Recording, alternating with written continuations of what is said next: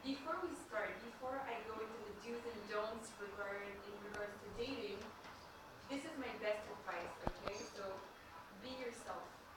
Guys, it can usually open doors for ladies, do it. Otherwise, don't do it, okay? Be authentic, be yourself, because at the end of the day, you want to show the other person who you are, and if you're not consistent, then the person is going to be disappointed afterwards, okay? So, how to get to a date? That's something that many people wonder, okay? How, this girl is really cute, how can I get a date with her, all right? Well, the first advice is make them feel safe and comfortable. There's a study that shows that people actually date people that are similar to them, so people that look like them, but also people who make them feel safe and comfortable. So, it makes a lot of sense, right? You want to be with someone who you're comfortable with. So, yeah, if you want to get to a date, try to establish a good connection first, all right? So, instead of just showing up to the person that you think is cute and saying, hey, you want to go on a date with me? Just, practice your skills, ask them questions, and maybe make sure you see them a couple times before asking them out. All right, then that's a technique here that's also good for networking situations. You want to approach someone who's either by themselves or in a group of 3 or more. And the reason for that is if there are 2 people, they may be involved in a serious conversation and you don't want to interrupt that. So if you're in a big room and you see someone, you want to go talk to them, wait before either they're by themselves or in a small group. And another really good advice, this one is from my boyfriend, is if you see a guy and you think he's really cute and he's with 2 girls, instead of approaching the guy first, you're going to approach the girl, all right? And the reason for that is you never know if the guy is in a relationship with the girl, if he's single, so you want to approach the girl and ask, what's your name? All right, good, okay. Then you meet the other people, and you ask, how do you know Tim? Oh, well, Tim is my coworker. Oh, okay, good. And then you can ask the other person, how do you know Tim? Oh, he's a friend of mine. Okay, so boom, now you know that Tim is single, and you know that you can approach him, right? Okay, and then another advice is to be confident. Confidence is attractive, and if ever you're unsure of yourself, just write down 3 reasons why the person should date you. We all have qualities, okay? So I want you to write down 3 reasons why the other person should date you. You for sure have at least 3 reasons. And be positive.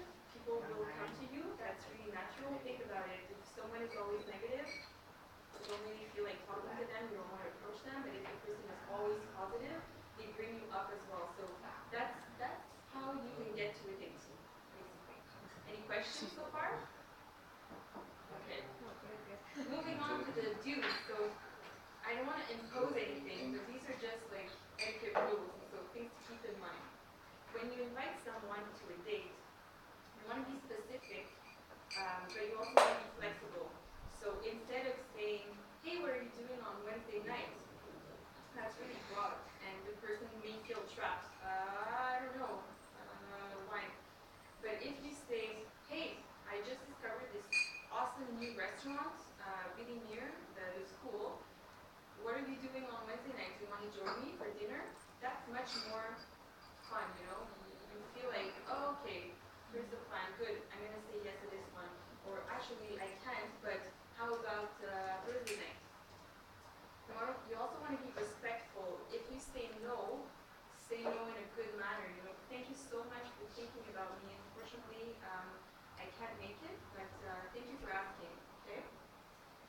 Then try to postpone rather than cancel. If you really have to break up the engagement, if you said yes and then something else showed up, instead of saying I can't come anymore, try to postpone. Give other options. It's more respectful. Also be on time, that shows respect as well. Turn off your cell phone. I know nowadays it's really hard. We always put our cell phone on the table, and it's kind of common, but think about it. When you're, sitting with someone and they have their cell phone, it kind of lets you know it's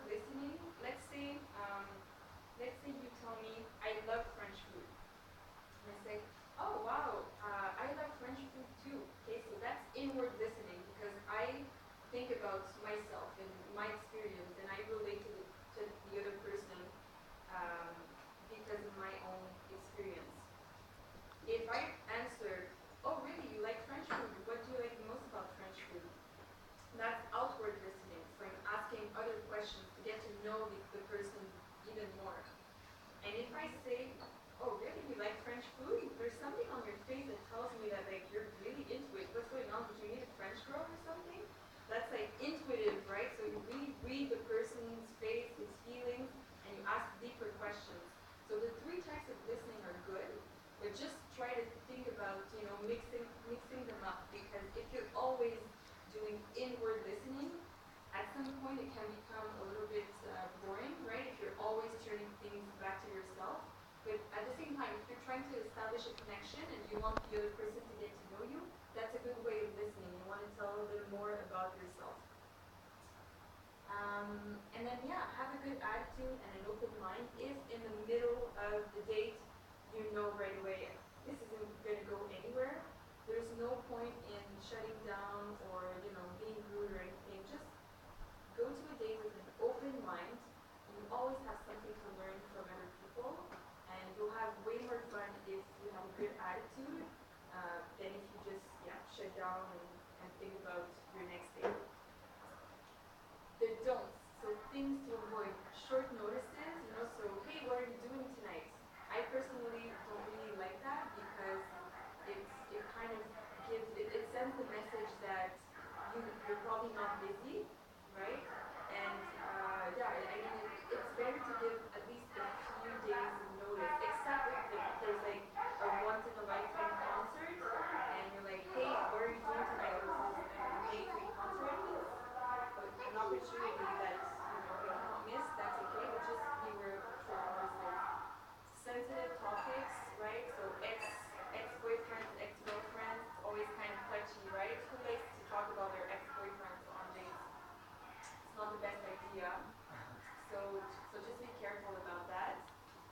I know that in Canada, the sensitive topics include, politics, religion, personal money, ex-relationships, and so on. So I'm not sure exactly what the sensitive topics here are, but I'm guessing it could be similar. So you tell me. Awkward confidences, similar, but it's just, I'm going to talk to you about stage 1, 2, and 3 conversation very shortly, but awkward confidences is maybe more of a stage 3 conversation. So that's like something that you wouldn't tell someone up front, like when you first meet them. Just be careful about them. You're like, oh, my dad was absent my entire life. I hate men. Like, oh, okay, like that's too soon. That's too far. Like just go from stage 1 to stage 3. We'll get back to that. Talking too much. It's all about balance. It's all about 50-50. And if you feel like the other person isn't really talking, the reason may be like the fact that you don't ask questions. So it's not always the other person's fault. It's probably a mix of their fault and your fault. It means that you're not opening up enough. You're not asking questions enough. So yeah, make sure that you're not just talking about yourself the whole time. Being too nice or overdoing it, that comes back to the authenticity point, right? So, if the guy is like laughing really hard at your jokes, you're like, well, my joke wasn't that funny. Is he being authentic, or is he just trying to be too nice? Just be careful about that. And forgetting your wallets, yeah? Even girls and guys alike should have their wallets and should be ready to pay 100% of the bill, because you never know what happens. Obviously, like, don't run off without paying. That would be the rudest thing ever. But yeah, just make sure that you have your wallet and that you're ready to pay. Okay? Then, where to go? There's no perfect location except the lab. Nice. But yeah, take your dates someplace fun. I know that. Well, I read that in Vietnam you go for walks, you go for tea or coffee and stuff like that. Be creative. Try to mix it up. Take them salsa dancing. Mark is an amazing salsa dancer. Maybe he'll teach you a couple steps here and there. Go rock climbing. It's so much fun. I don't know how many people went rock climbing. No one? Okay, you have to try. You? Okay. You have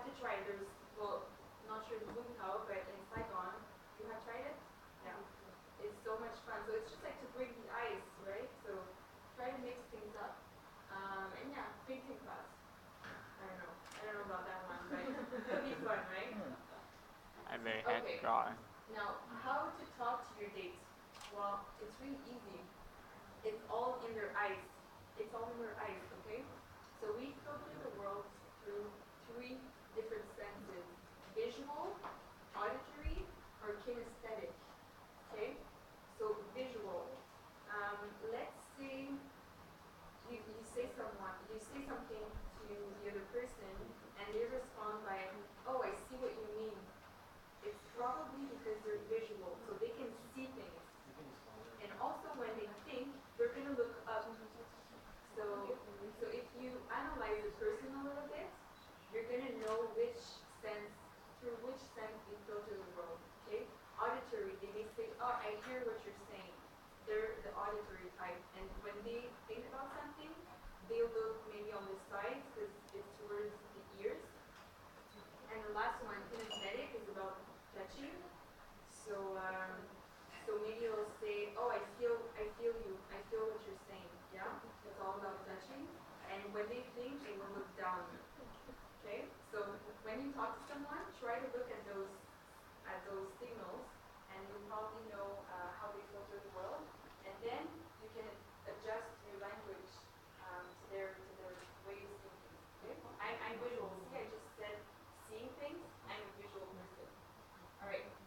Synchronization is important, and yeah, the same tone of voice. What I mean by that is you want to make sure that you're on the same level as the other person. If the person comes in and talks really loud, maybe you're gonna like step up, the intonation of your voice. If the person speaks like this, maybe you're not gonna scream